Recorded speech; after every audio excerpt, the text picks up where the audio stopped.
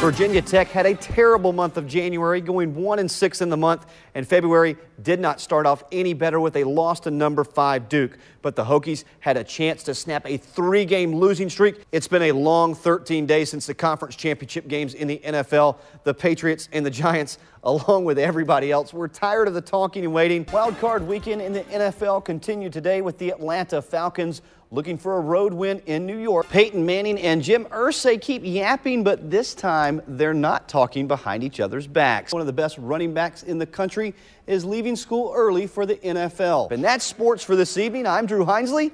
Thanks for watching. It's January 2nd, and many of you are planning a trip or have already made the trip to the gym as part of a New Year's resolution. Feed the Children and Speedway Children's Charities are teaming up to feed 400 Virginia families and bring a little holiday joy into their home. A lot of people on the streets, a lot of people on the sidewalks. The kickoff to the retail holiday season is well underway. A shooting in the early morning hours of New Year's Day has left a victim in critical condition. Well, guys, that gives you a better idea of just how far your dollar will stretch getting a Christmas tree into your house this season. Garrick and Ann, I am here on State Street. The Christmas open house has started. I'm Drew Hinesley. Coming up, we'll tell you what makes them so popular. I'll tell you the impact these second graders had on this soldier.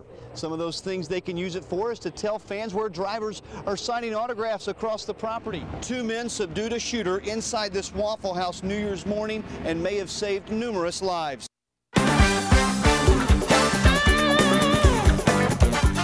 We have the Super Bowl and the #1 men's basketball team in the country to tell you about, but first we're going to start with a great night of action on the hardwood right here in the Tri-Cities. First, King College making the crosstown trip to Virginia Intermont.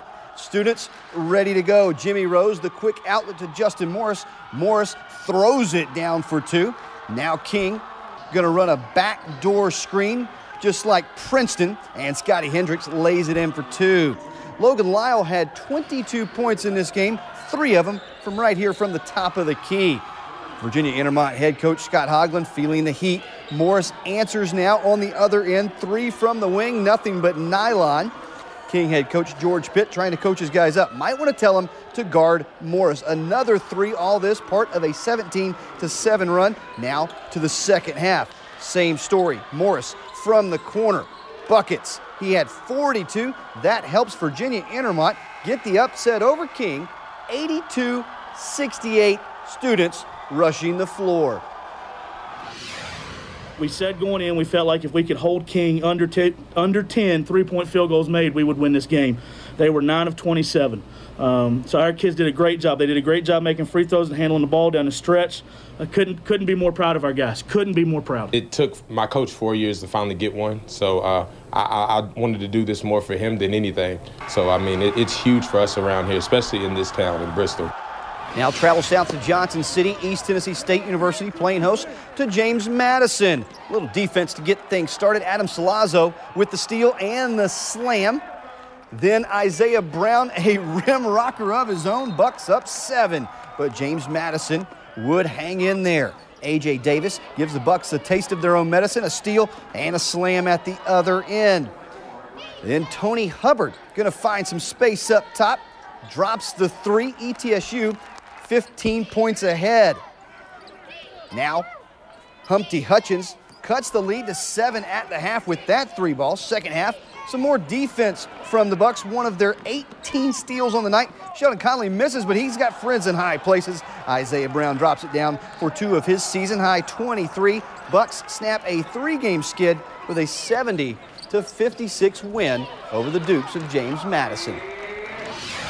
Feels like we finally got that monkey off our back. I mean, we're a feel-good team. I mean, we can go and win 5 straight, but once you get down, you just got to keep grinding and grinding and grinding, and luckily we got a team that wants to persevere and go through that. That's a good win. That's a good win for us. I thought, obviously we got off to a great start. Isaiah Brown, best game of the year.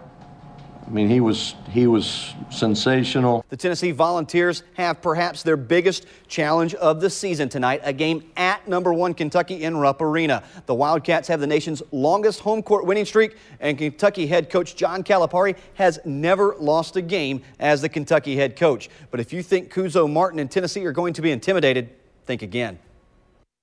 In the environment I grew up in, I mean, you're not faced by a basketball game. My biggest fear in college more than anything was Coach Katie. It wasn't a competition. It's more of him trying to please him and do the things that he needed me to do to be successful. But as far as going in a gym to play a game, it's just a game, and I look forward to it.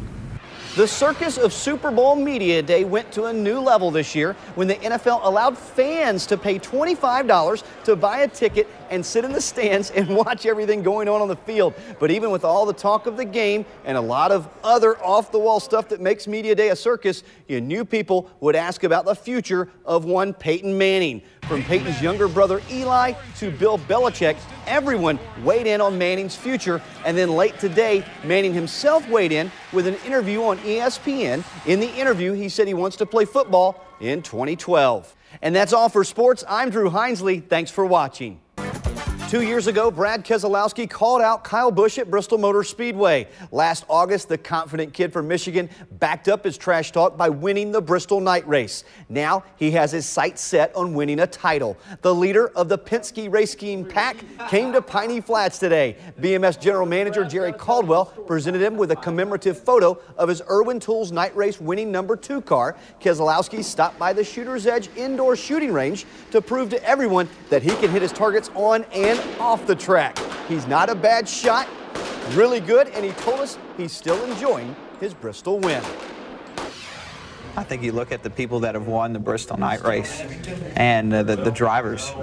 They're elite drivers. You know, champions win the Bristol night race, and I hope that we can become a champion and prove that true. You know, St. Paddy's Day is obviously a big holiday for Miller Lite, so maybe we'll turn the lake yellow instead of green. I don't know, but it would be great either way.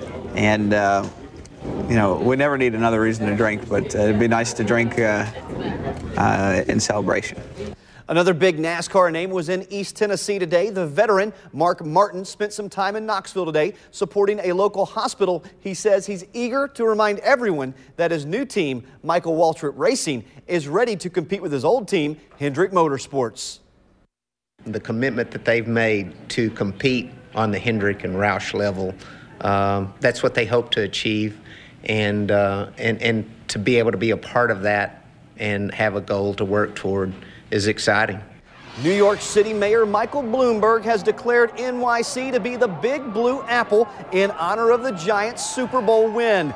They held a ticker tape parade today in the city honoring the champions. Nearly 1 million fans attended the parade, and there were 30,000 more at a ceremony at MetLife Stadium just across the river in East Rutherford, New Jersey. We have a feeling this celebration is going to carry on for a little while. The other message that's been talked about today was finish. Finish games, finish the fourth quarter, and finish the season strong. And that's exactly what we did. A team that had 8 fourth quarter comebacks to win games, including one in the Super Bowl. And a team that finished the season winning 3 of the last 4 and to win 6 straight games to finish the season and to finish the final game taking home the Super Bowl trophy. And finally, not so fast on this Peyton Manning to the Tennessee Titans thing. They have a new general manager in Rustin Webster, and today he addressed the situation, speaking to season ticket holders on a conference call. He said he's confident with the quarterbacks they have now, Matt Hasselbeck and Jake Locker. He did say he understands why some volunteer fans would want Peyton to continue his career in Tennessee. That's all for sports tonight. I'm Drew Hinesley. Thanks for watching. Garrick and Ann, I have ADHD, and I have spent my entire life trying to find a way to diminish the effects of this ailment. Well, today I met a family that turned to jiu-jitsu to take the fight to ADHD. He wasn't concentrating in school.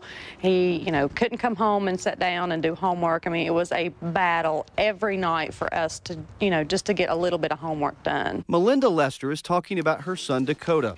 The 12-year-old has been diagnosed with attention deficit hyperactivity disorder, or ADHD. In Dakota's case, medicines did not have the desired effect. Doctors did not know what to do. After doing some reading, Melinda and Harold Lester enrolled their son in a martial arts class. 2 years later, Dakota is a different young man. I attribute the jiu-jitsu more than anything to really focus him and get him more more focused on his grades, more focused on his schoolwork, and he's a better kid at home.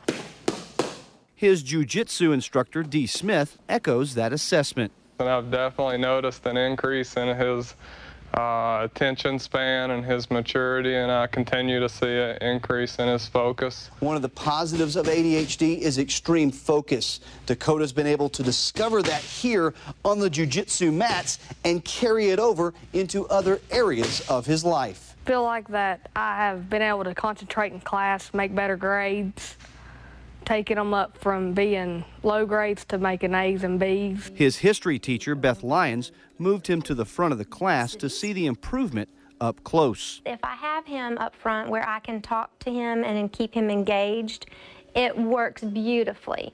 No matter where you put this young man right now, his focus is on beating this disease, and at the moment, he is winning. ADHD is the most commonly studied and diagnosed psychiatric disorder. It is said to affect 3 to 5% of children worldwide. 30 to 50% of those diagnosed as children continue to have symptoms as adults. ADHD is diagnosed 2 to 4 times more frequently in boys than in girls. And Ann, it's estimated that nearly 5% of all American adults live with this disease.